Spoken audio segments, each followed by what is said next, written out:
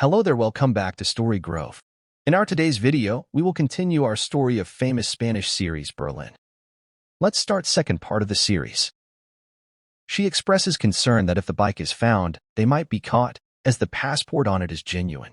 This revelation adds to the lockmaster's anxiety, and he confirms that the bike is likely with the father's goons. At night, the engineer girl approaches the professor, acknowledging his sadness and empathizing with the pain of a broken heart. The professor shares his surprise at his wife's decision to leave him. The engineer suggests that there might be another reason for his wife's actions, speculating that she might be having an affair with someone else, leading to her desire to end the marriage. The professor, shocked by the revelation that his wife is indeed having an affair, decides to investigate the matter further. Soon, he confirms that the information is true, and his wife is involved with someone else. Meanwhile, when Berlin and Camille are together, Camille's husband calls her and reveals that he had read her emails during his day off. He has discovered her affair. Surprisingly, Berlin isn't shocked. Instead, he feels a sense of happiness, thinking that Camille might choose to be with him. However, Camille expresses her inability to leave her husband, as they are making plans for a child. She confesses that while she likes Berlin, she can't leave her husband for him, as their relationship is only a friendship. This revelation shatters Berlin once again, realizing that he still hasn't found true love.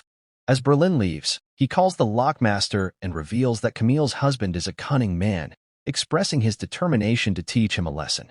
As Camille's husband proceeds to place the upcoming auction items in the safe at his auction house, Berlin and his team prepare to execute their plan to steal everything. While Camille's husband is occupied with securing the items in the safe, Berlin's team moves forward with their theft. They systematically begin stealing each item from the safe.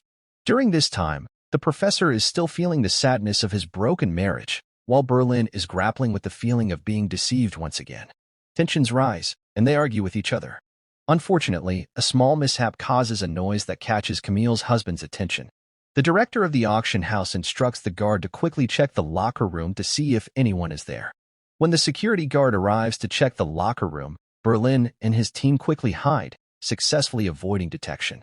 The guard, thinking everything is in order, leaves the area. Seizing the opportunity, the team proceeds to steal all the safes with precision and efficiency, leaving the location without a trace. Their next plan involves cleaning the entire area to eliminate any evidence of their presence, ensuring that no one would suspect them of the theft. Despite wearing clothes that minimize the chances of leaving hair or other traces, they take extra precautions to leave no evidence behind, determined to evade police detection. In the night, Berlin, accompanied by the lockmaster, goes to Camille's husband's house. They administer a drug to make him unconscious and proceed to remove all the cameras from his residence. This marks another strategic move to cover their tracks and prevent any potential investigation.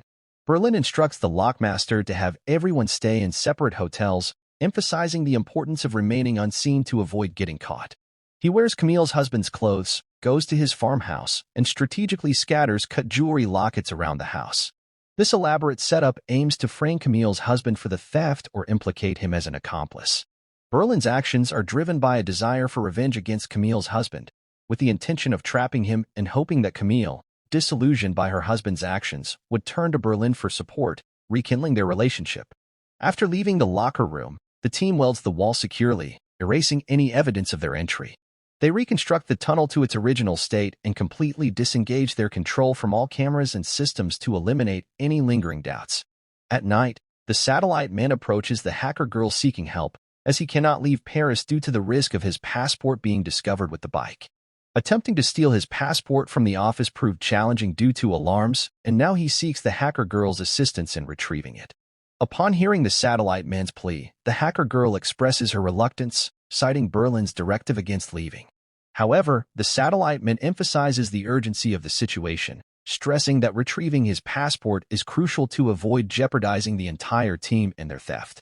Convinced by the gravity of the situation, the hacker girl reluctantly agrees to help him. They both make up an excuse to their companions and discreetly leave. Meanwhile, the lockmaster visits the engineer girl in her room. She notices the tattoo on his finger and inquires about it. Their shared smiles reveal a mutual liking for each other. As the hacker girl and the satellite men reach the office, the plot thickens with their clandestine mission to secure the passport. As the hacker attempts to hack the system and retrieve the passport, they encounter a security guard who questions their presence. The hacker tries to pass off as a new worker, but more workers arrive, complicating the situation. Meanwhile, an error occurs on the hacker's computer, indicating a problem with retrieving the passport. In an attempt to resolve the issue, the guard suggests restarting the computer. While he bends down to check under the table, he discovers the hidden satellite man. The situation intensifies as the guard questions both individuals about their presence and activities. In a quick move, the satellite man throws something at the guard, causing him to drop his gun. The hacker seizes the opportunity, picks up the gun, and points it at the guard. She then fabricates a story, claiming that they are thieves who have come to steal from the office. Having successfully escaped from the office, the hacker girl and the satellite man take some money from the guard and make a swift exit. The duo, filled with joy at their accomplishment, leaves the scene. Meanwhile, the lockmaster and the engineer girl decide to target the affluent crowd at a bar. However, the security guard at the entrance poses a challenge.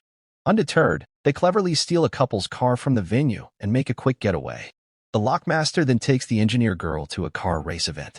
At the race, the lockmaster challenges another participant, offering his car as a stake.